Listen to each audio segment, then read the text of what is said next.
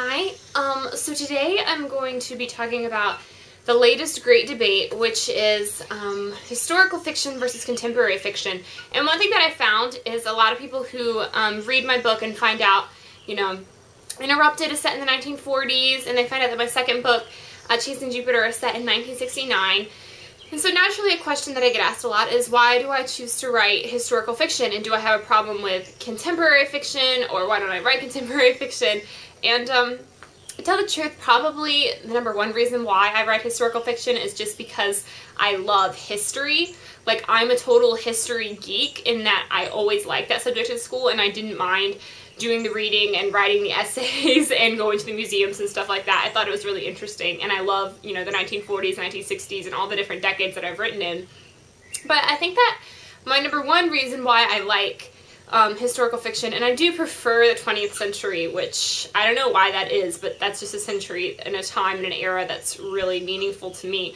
But I love this concept of being an author and being a 17-year-old today and being able to write about what the life of a 16 or 17 or 18-year-old growing up, you know, 70, 80 years ago would have looked like. And it would have been a lot different than the way it is today. I mean, obviously a girl growing up in the 1940s is going to dress differently and talk differently and watch different TV shows and drive a different car than someone nowadays would. But, you know, at the end of the day, people are still people, and we don't change. We still have the same hopes and dreams and fears and desires nowadays as people had, you know, 30, 40, 50, 60, you know, 80 years ago. That's just not going to change. And so I think it's a really powerful thing to be able to write historical fiction and to be able to take the reader nowadays and bring them back into that world and help them to realize that people back then weren't that much different than people today, and they still had stories that need to be told. And I think that just makes history really real and vivid, and it makes it, you know, almost more realistic and powerful, I think, than contemporary fiction, at least for me.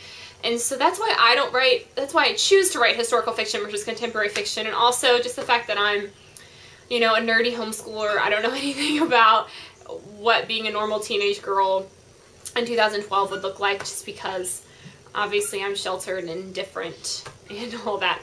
But I'd like to learn more about writing contemporary fiction, and possibly that's something. I'm actually working on a story idea right now that would be contemporary. But you know, up to this point, I've just really felt drawn to historical fiction and felt like it had some really powerful stories that could be told, and that's what I've chosen to do. But I'd be really interested to hear what all of your ideas and opinions are on this, you know, apparent debate that's going on amongst writers today about historical versus contemporary, and which one you think is more powerful, and you know, get some different opinions about what people are interested in reading, what people like. And so that's my story, but like I said, I'd love to hear your own opinions and what you think about historical versus contemporary fiction.